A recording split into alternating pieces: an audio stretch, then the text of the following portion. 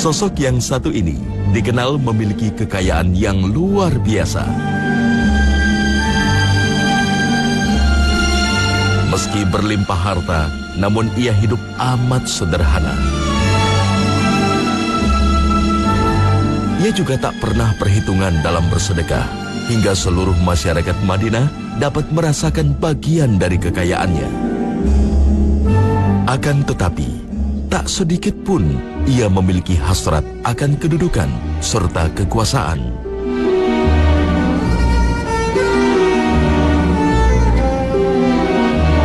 Dialah Abdurrahman bin Auf.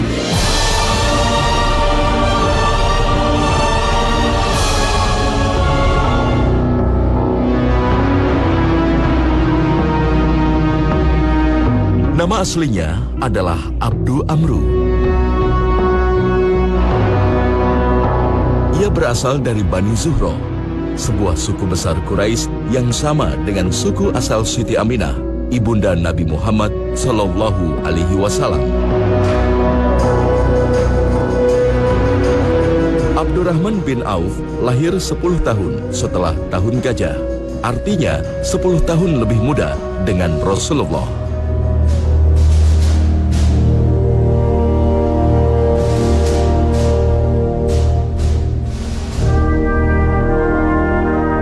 Meski berusia muda, namun statusnya sebagai seorang saudagar sukses membuat ia memiliki kedekatan dengan para petinggi Quraisy.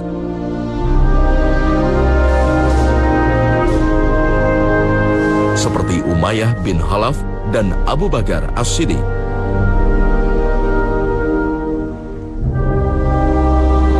Hubungan yang dekat dengan Abu Bakar inilah yang membuat Abdurrahman bin Auf mudah menerima pintu hidayah.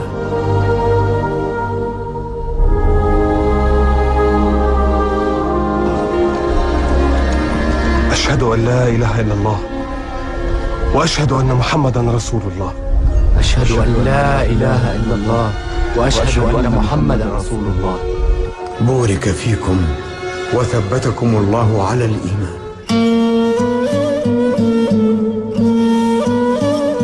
Para ahli sejarah menyebutkan di masa Islam sebelum Nabi Shallallahu Alaihi Wasallam masuk ke rumah Arqam bin Abil Arqam, karena Nabi SAW menjadikan rumah Arqam bin Abil Arqam sebagai tempat untuk bersembunyi mengaji, menyampaikan wahyu, bersama dalam ibadah dan seterusnya. Itu nanti kurang lebih setelah orang-orang Quraisy mulai menekan muslimin, kurang lebih di akhir tahun 4 kenabian.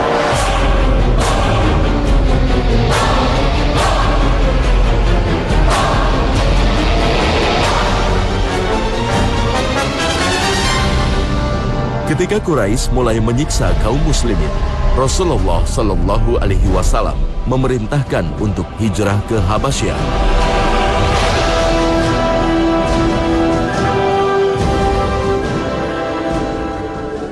يقول رسول الله صلى الله عليه وسلم لو خرجتم إلى الحبشة فإن بها ملكا لا يظلم عنده أحد وهي أرض صدق إن شاء الله إلى أن يجد الله سبحانه مخرجا لما أنتم فيه.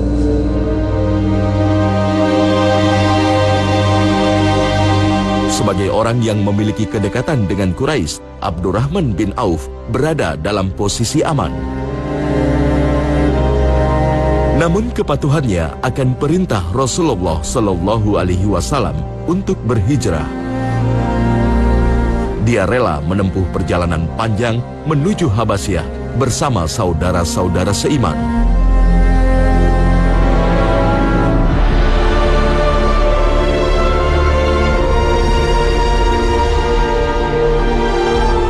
يا أهل الإسلام، يقول لكم رسول الله صلى الله عليه وسلم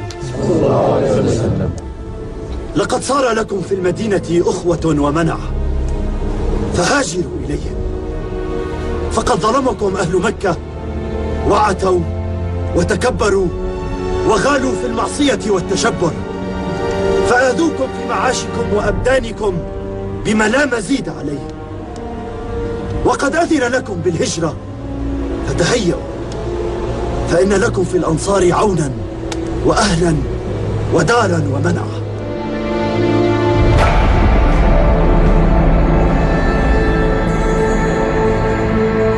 Ini pula yang dilakukannya ketika Rasulullah Shallallahu Alaihi Wasallam memerintahkan kaum muslimin hijrah ke Madinah.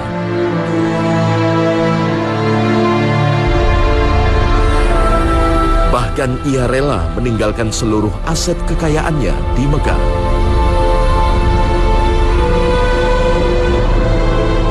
Harta yang ia bawa hanyalah pakaian yang menempel di badannya. Abdurrahman bin Auf mencontohkan pada kita, beliau hijrah ke kota Madinah, dia tinggalkan seluruh harta, jelas musibah untuk sebuah bisnis.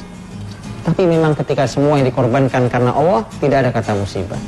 Semua yang dikorbankan karena Allah Subhanahu wa Ta'ala, maka Allah akan berikan ganti yang lebih mulia, lebih baik dari yang ia tinggalkan, yang ia miliki sebelumnya. Dan lihat bagaimana kepindahan ke kota Madinah, dia hanya membawa baju yang menempel di badannya, dia tidak membawa apa-apa. Tentu sekarang dia tidak punya rumah, dia tidak punya harta, bahkan dia hanya pakaian yang dia pakai. Sampai kemudian di kota Madinah, Nabi Shallallahu Alaihi Wasallam mempersaudarakan antara orang Muhajirin dan Ansor.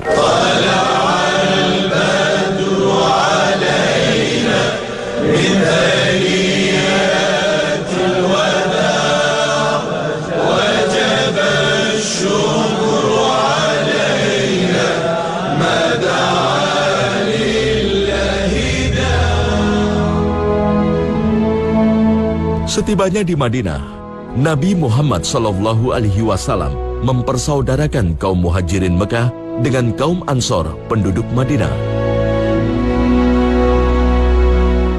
Bentuk persaudaraan layaknya saudara kandung. Saat itu, Abdurrahman bin Auf dipersaudarakan dengan Sa'ad bin Rabi, seorang saudagar kaya raya asal Madinah. يا معشر المهاجرين والأنصار، يقول لكم رسول الله صلى الله عليه وسلم إنما المؤمنون أخوة فتآخوا فيما بينكم. فأبو بكر الصديق أخ لخارجة بن زيد الأنصاري، وعمر بن الخطاب أخ لعتبان بن مالك، وعثمان بن عفان وأوس بن ثابت أخوان، وعبد الرحمن بن عوف أخ لسعد بن الربيع. إنما المؤمنون أخوة.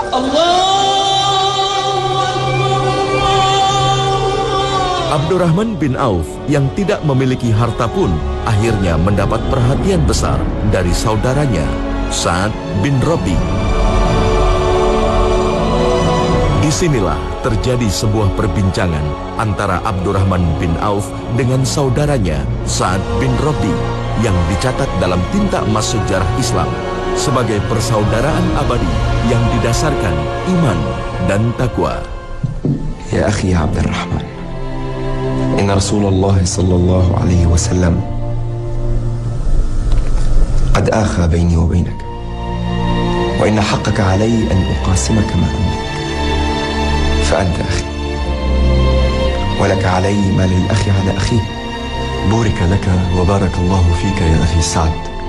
أعلم يا أخي عبد الرحمن أنني من أثرياء المدينة، ولي دور ونخيل وبساتين، أما المال فلك شطره، أما الدور والنخيل والبساتين فلك نصفها، أما من النساء فاختر واحدة لأزوجها لك.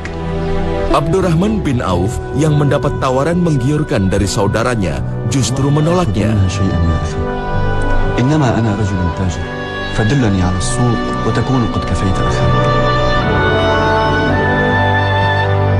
Dari tidak memiliki apa-apa, kekayaan Abdurrahman bin Auf mulai bertambah.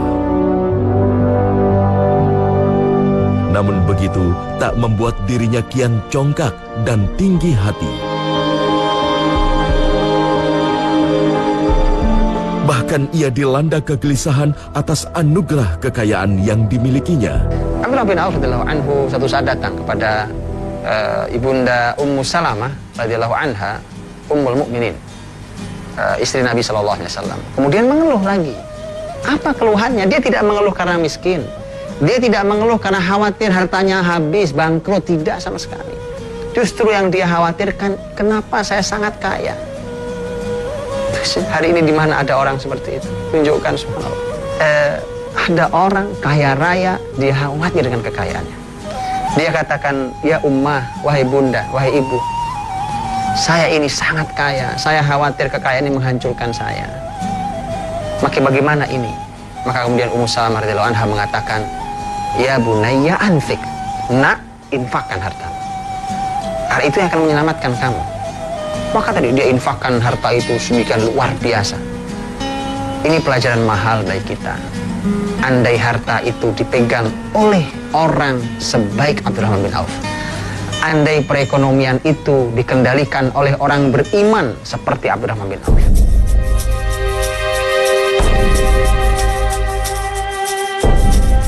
Abdurrahman bin Auf terus mendermakan hartanya.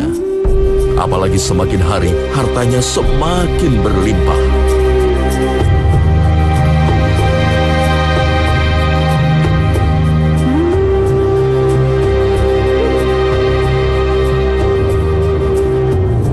Saat Rasulullah Shallallahu Alaihi Wasallam mengumumkan jihad, Abdurrahman bin Auf langsung memenuhi panggilan.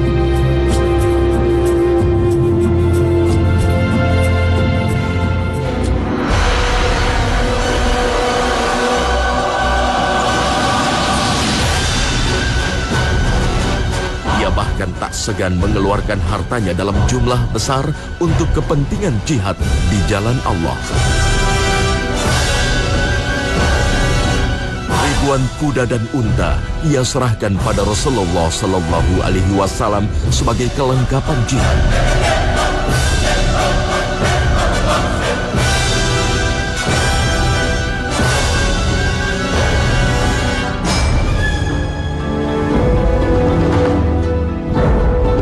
Hingga usianya memasuki paruh baya, Abdurrahman bin Auf terus mengorbankan segalanya di jalan Allah, termasuk jiwa dan hartanya.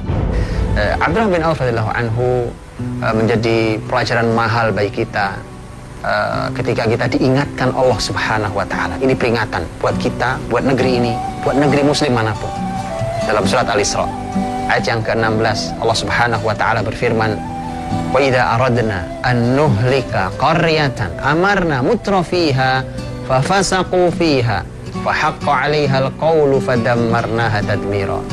Kalau kami, kata Allah, ingin menghancurkan sebuah negeri, maka kami perintahkan orang-orang yang hidup mewah itu untuk berbuat kebaikan. Tapi yang terjadi, mereka berbuat kefasikan. Mereka justru menjadi pelopor kefasikan. Maka Allah putuskan untuk Allah hukum negeri itu dan Allah hancurkan sehancur-hancurnya. Peringatan bahwa ternyata sumber besar kehancuran negeri bukan pada orang miskin, tapi justru pada keberadaan orang-orang yang hidup mewah dan menjadi penyebab sebuah kefasikan. Kemudian masyarakat ini diajari untuk berbuat fasik oleh orang-orang kaya itu. Maka andai harta itu dipegang oleh orang-orang seperti Abdurrahman bin Auf, maka Rasulullah SAW benar ketika Nabi mengatakan bahwa, kata beliau, ni'mal mal salih fil abdis salih, bahwa harta yang baik itu alangkah nikmatnya ketika harta itu ada pada hamba yang juga baik. Semua itu tiada lain hanya untuk mengabdi kepada agama dan kecintaannya pada Rasulullah Sallallahu Alaihi Wasallam.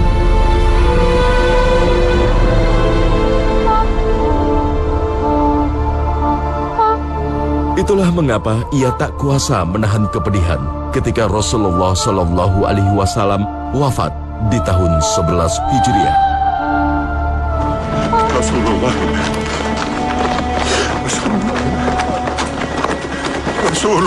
mat. Rasulullah mat.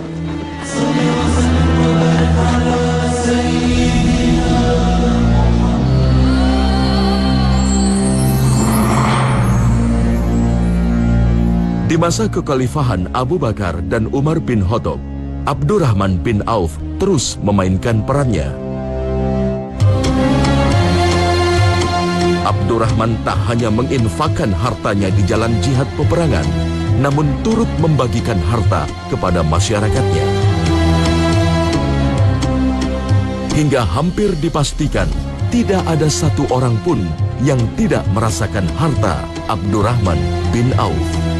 Kalau hari ini ada orang sehebat itu, biasanya dia akan memanfaatkan itu untuk menjadi penguasa di tempat itu. Toh dia sudah beli semuanya, masyarakat sudah dia beli. Siapa yang tidak pernah memakan jasa dia? Dan orang-orang yang memakan jasa sulit untuk keluar dari jasa orang itu. Tapi tidak dengan Abdurrahman bin Auf radhiyallahu anhu, karena ini dia lakukan ikhlas karena Allah Subhanahu wa taala. Tidak ada kepentingan itu.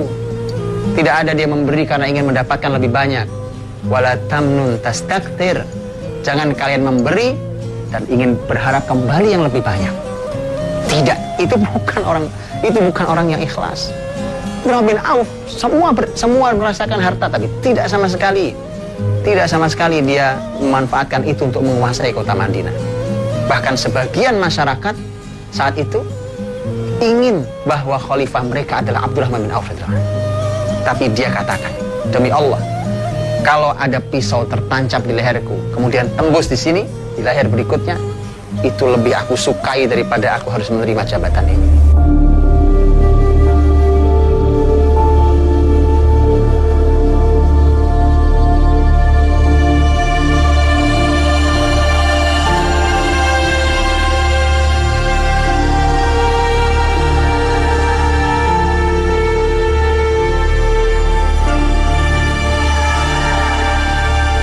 Meski seluruh masyarakat Madinah berhutang jasa karena kerap mendapat bantuannya, Abdurrahman bin Auf tak mau memanfaatkan keadaan ini untuk kepentingan jabatan. حمل كبير ألقاه أمير المؤمنين على كاهلي. قال لي أريد أن أعاد إليك، فقلت نشدك الله يا أمير المؤمنين، أتشير علي بذلك؟ قال اللهم لا. ادعوا عليا وعثمان والزبير وسعدا، وانتظروا أخاكم طلحة 3 أيام، فإن جاء وإلا فاقضوا أمركم بينكم. Itulah mengapa Umar bin Khattab mempercayakan Abdurrahman bin Auf sebagai satu dari 6 orang yang ditunjuk sebagai khalifah pengganti dirinya. وكلكم تصلحون لهذا الأمر. اجتمعوا في بيت واحد وتشاوروا. وابني عبد الله بينكم للشورى فقط، ليس له من الأمر شيء. تشاوروا 3 أيام، ولا يأتي اليوم الرابع إلا وعليكم أمير. فإن انقسمتم 3 فحكموا عبد الله بن عمر، فإن لم ترضوا بحكمه فكونوا مع الذين فيهم عبد الرحمن بن عوف، فهو مسدد ورشيد، له من الله حافظ فاسمع. بسم الله الرحمن الرحيم، وأشهد أن لا إله إلا الله وأشهد أن محمدا رسول الله.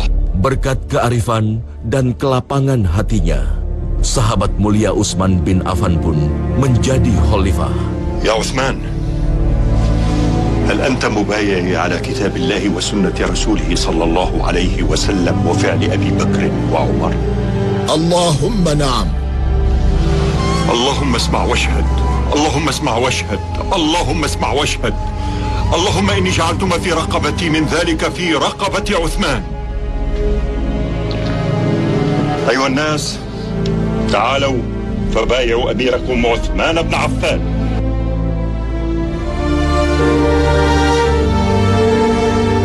Itu sebabnya Utsman bin Affan begitu menghormatinya. Tapi Abdurrahman bin Auf tetap memposisikan diri sebagai orang biasa. meski Khalifah Utsman mengangkat dirinya sebagai penasihat Khalifah.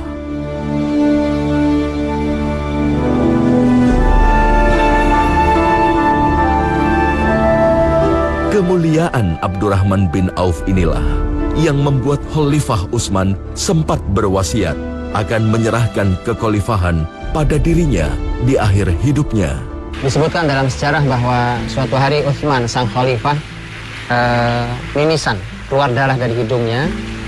Kemudian ada seseorang yang nampaknya melihat, karena usia Utsman juga sudah tua, mengatakan bahwa, Utsman, tidakkah kamu menulis pesan wasiat siapa yang menjadi penggantimu nanti? Maka Utsman pun menulis wasiat.